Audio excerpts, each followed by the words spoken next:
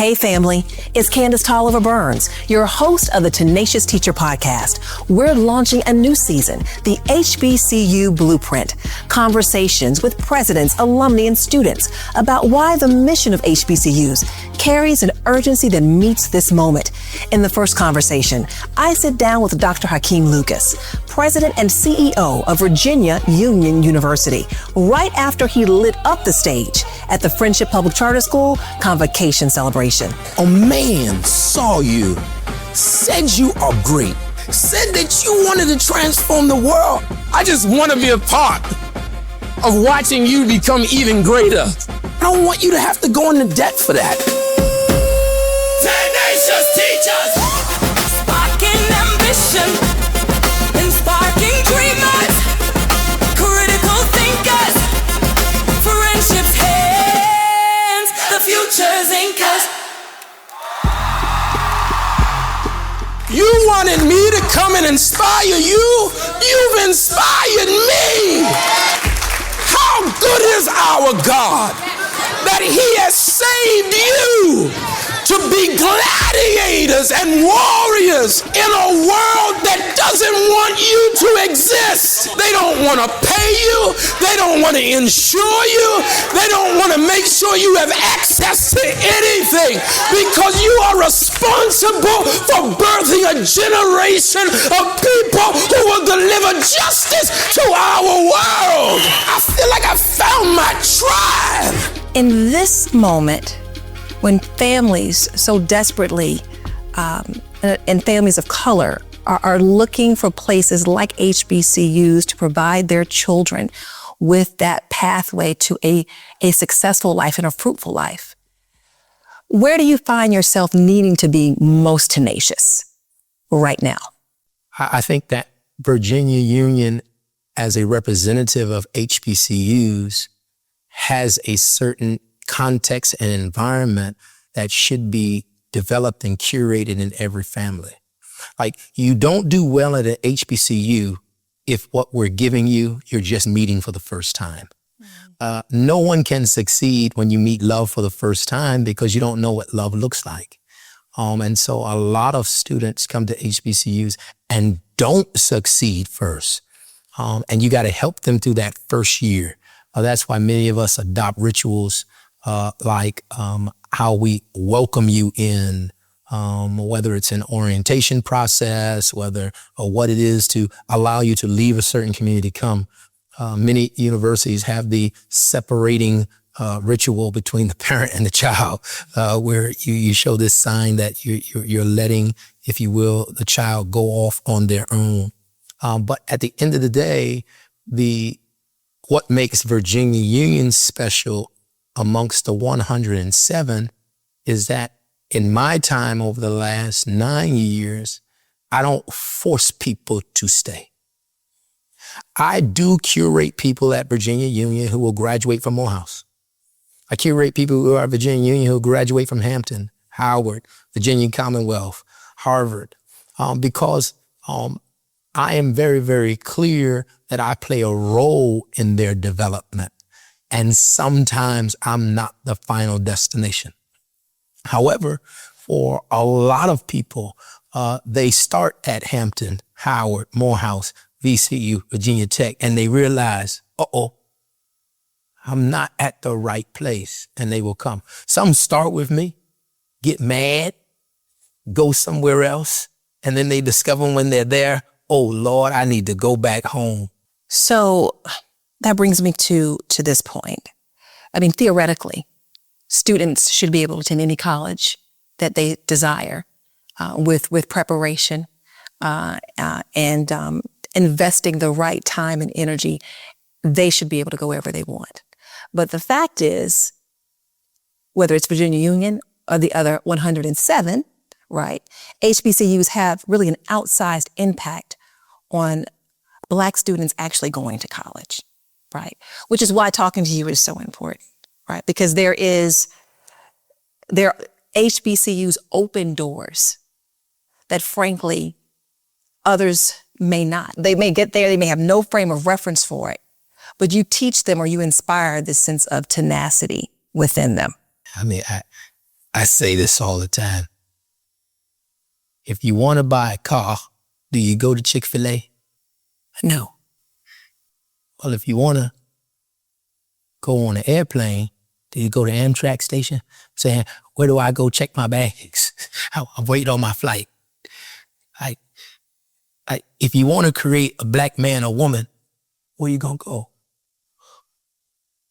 There's only one institution in America that was created for the development of a black male or black woman, because no other institution for an average of 140 years, Virginia Union is above the average as the seventh HBCU founded in the line of succession at 160 years, 1865. We were created for the shaping, the development, and the continued investment post-graduation through our various circles of support and the ways in which we do it through fraternities, sororities, organizations, mentorship. But we were founded and we perfected the creation and development of black people into leaders. Nobody else does it. So there are a lot of shifts that are happening in our country, right? There's a lot of policy shifts in broader policy. There's certainly a lot of shifts in what we're seeing taking place in education at large. And we're seeing, based on the numbers, an uptick in enrollment at HBCUs. At least that's what the latest data tells me. Are you seeing that to bear fruit at your university? Now, Virginia Union, over the last 5 years, we've grown at least 30%. I came in 2017 and total enrollment was just about 1,655. We're currently at 2,080. And so, that's 20, so whatever you want to calculate, if all you mathematicians that will read.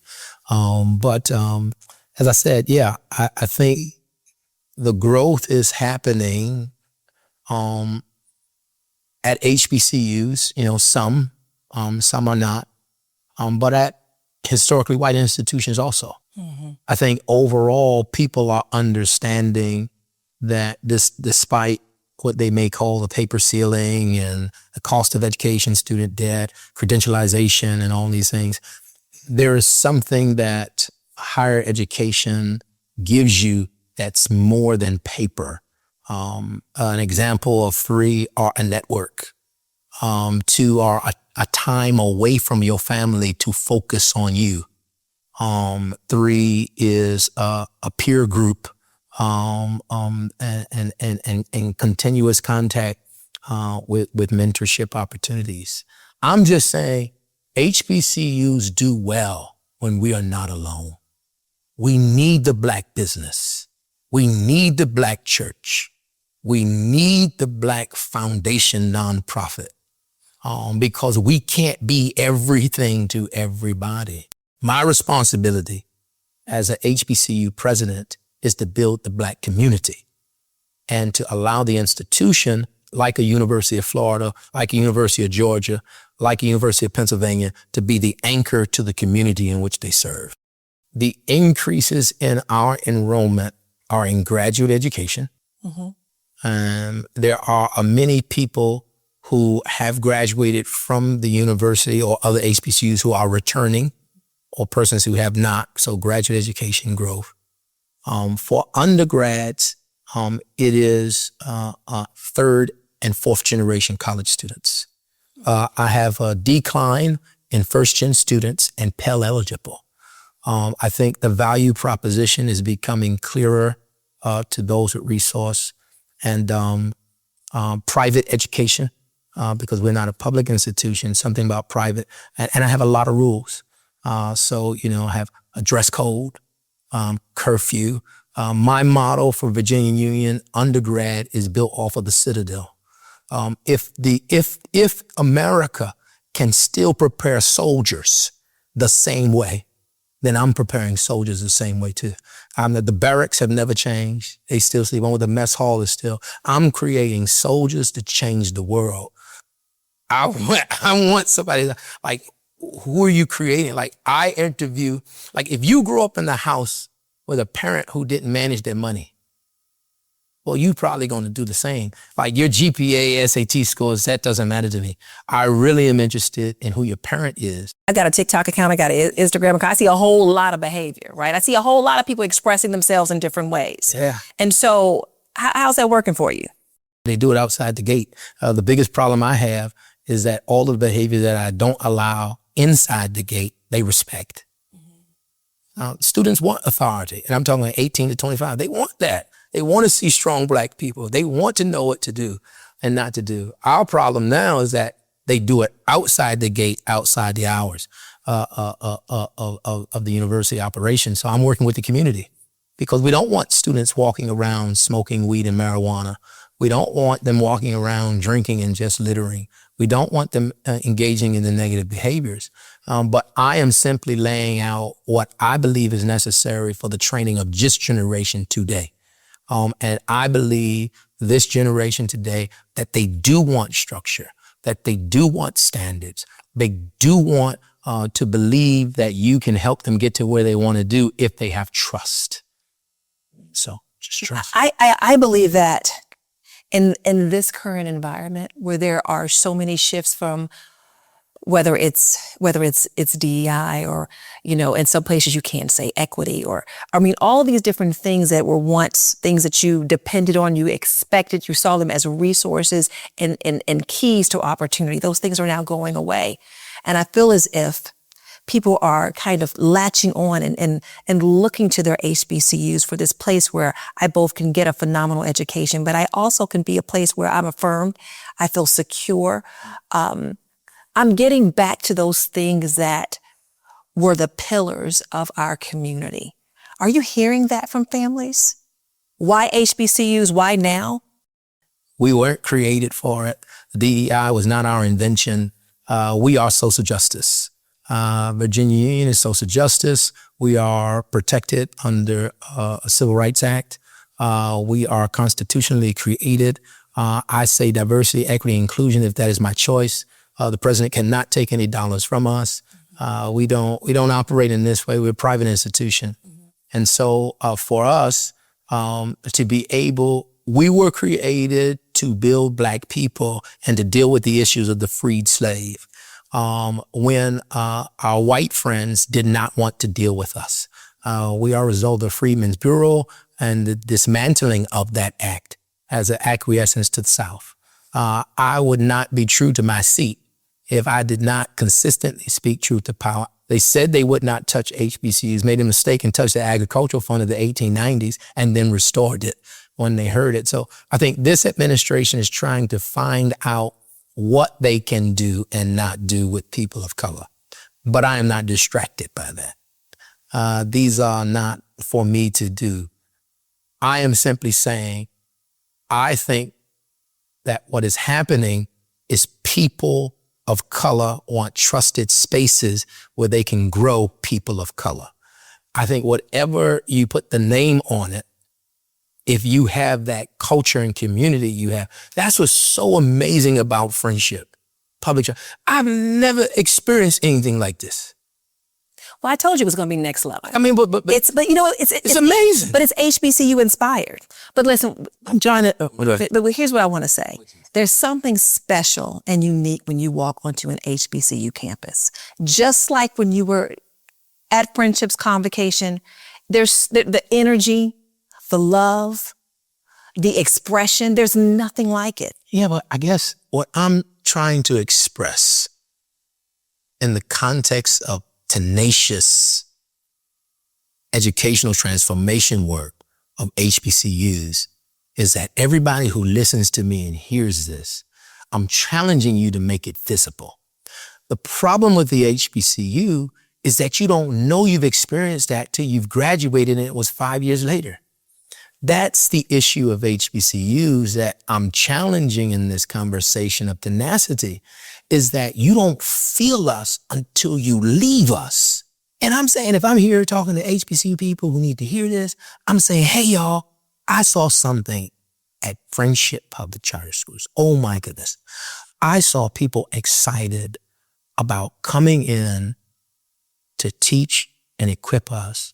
I saw faculty administrators having fun. We go to ritual before we go to fun.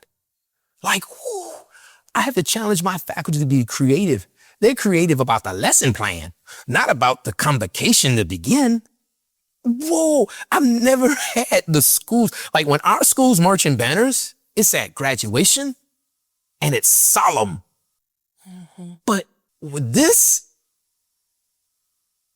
I need this culture. And I'm going to get it.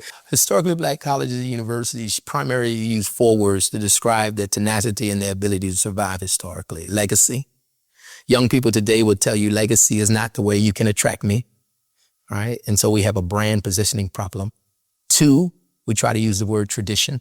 That you do it this way because we've done it this way. And they're saying no. Because remember, the role of historically Black colleges and universities in tradition is to teach the difference between the levels of Blackness. Because we still have classism. Right. Right? And so, we don't do what they did in the barn dance at the graduation. No, that's brand damage, right? And that's the reality. We take a more spiritual approach. So you come to our graduation, it's like a service almost, right? If I had to find words in the moment, I would go deep within and say to you, Dr. Burns, I am feeling the necessity of being tenacious about removing the impacts of Virginia Union as an aftershock to people's life and making an ingredient for what they're currently experiencing. What do HBCUs need to do next? You're kind of cradling between tradition and kind of infusing this kind of unfettered energy and fresh fire that renews the spirit around the work, renews the spirit around education, renews the spirit around, doing what we need to do for our kids. And it sounds like you want to bring that or grow that at Virginia Union, right? So what do you think we need to do next? What would you say to your colleagues? Colleagues, Lucas is not telling you what to do. I have no zero.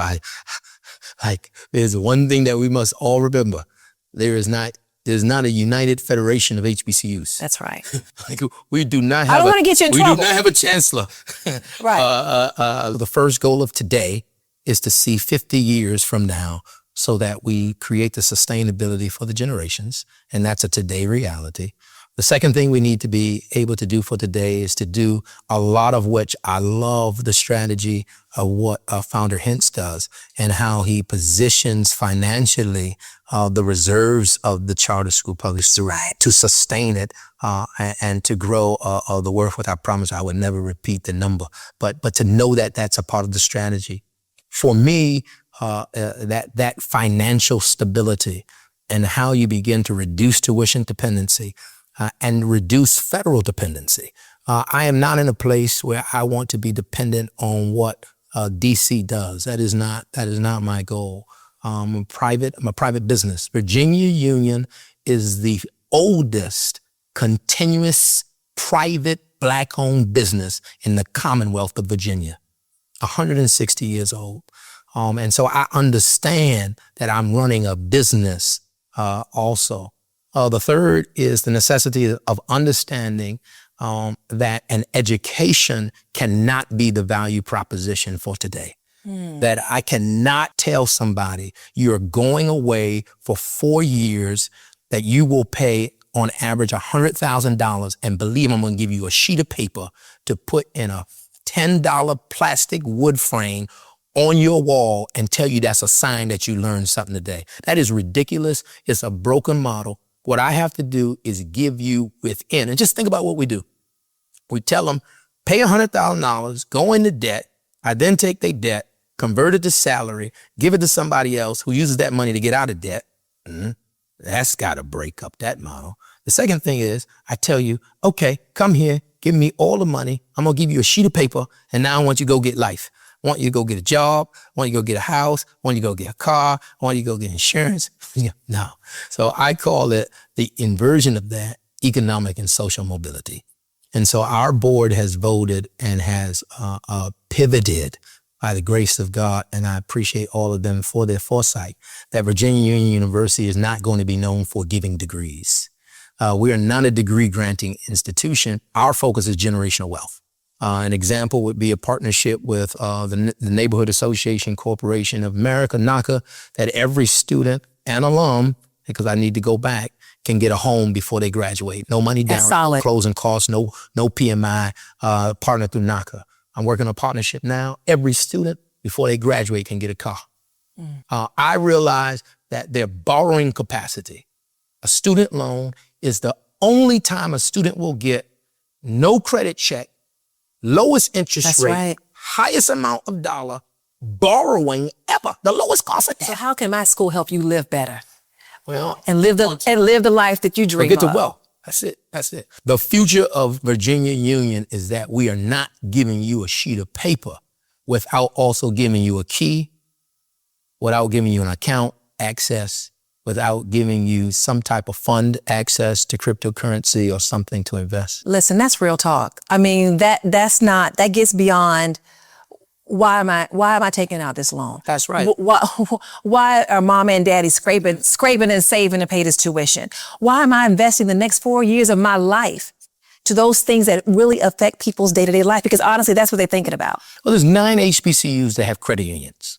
And yeah, they're gonna be like, oh, Lucas did this to us. Yep, 9 of y'all have credit unions. And we have not yet created our own low-cost borrowing facility that reduces the dependency of needing a financial aid package from the federal government. Our credit unions could offer low interest loans that could provide that. And that's what I'm gonna do. Listen, that's a pitch that I think resonates. Yeah. I think the pitch has to be different. I mean, when you're looking at different places and spaces and you think you can make a living without getting an education, although I think that's short-lived and short-sighted in many ways, talking to them in ways, and students and families in ways that really speak to where they are now, knowing that at the end of that 4 years, their longevity, their vision for themselves will be much further and much greater. President. So you want to be president? You know what? Because I've discerned it. I've had the very fortunate opportunity to work with an organization for now well over a decade that literally creates not so minor miracles every single day. And you saw a little bit of that today. You saw the people who are driving this. Yeah. This is an HBCU. I've been through everything that you don't want to experience at an institution. I've been through it and I've survived it and thrived. And so I know what it's like, right? And I intentionally don't scrub my social media so people can see the scars, because the blessing is in my scars. You don't get the authority of the seat by the selection to the seat. But the authority of the seat comes through a challenge to the seat. This series is called Tenacious X HBCU. Can't go to the Honda dealer looking for a Mercedes. So I want to get to the secret sauce. I want to get to the heart of what's happening at HBCUs. And I think the heart, it may be different. One college president may say it one way, another one might say it another way. Yeah. But I think that your faithfulness, your transparency, your resilience, and your commitment to this timeless mission that began, I believe, is 1865. It remains true to yesterday as it does today. All those things are what make your university and what make HBCUs special. Yeah. Kind of almost the soul of higher ed. So I think that, as you would say, that part, that right there. Right. The soul. Well, I've learned to carry my ancestors with me. Mm-hmm. When people feel me, what you feel, people say, is the anointing of God in your life? No, you feel angels. I'm not alone. And I've learned to carry them with me, ancestor angels. And so, no, it's not alone, not alone. And my board chair, they're with me now. When it doesn't happen overnight. Oh, it doesn't happen overnight. You got to go through the fire. You got to cry. You got to go through some tears. You got to feel, you're going to feel alone, but you've just got to remain what? You got to remain tenacious and faithful. That's it. And I think that, even when you don't know what it looks like. Oh my goodness. For you to go to a place that has graduated people that made it through civil rights, black codes, slavery, the confidence of blackness, you can't get if you don't go to HBCU. Another one, black love. Like to have a peer tell you you gonna make it. To be encouraged by your generational equal. Third, mentorship. To be raised up and corrected, even if you don't graduate. To still call that professor and to give guidance. It's an amazing thing. Right. Commonality, community. To know that no matter what HBCU you go to, to say I'm an HBCU grad, to get Black Greek life, it's a different thing. And I'm not saying that if you don't go to an HBCU, you can't get a taste of it. But boy, it's different when you done been dipped in it. Dr. Lucas, thank you for taking the time to talk to me. Yeah, it's an honor. Oh, tenacious teachers, hear the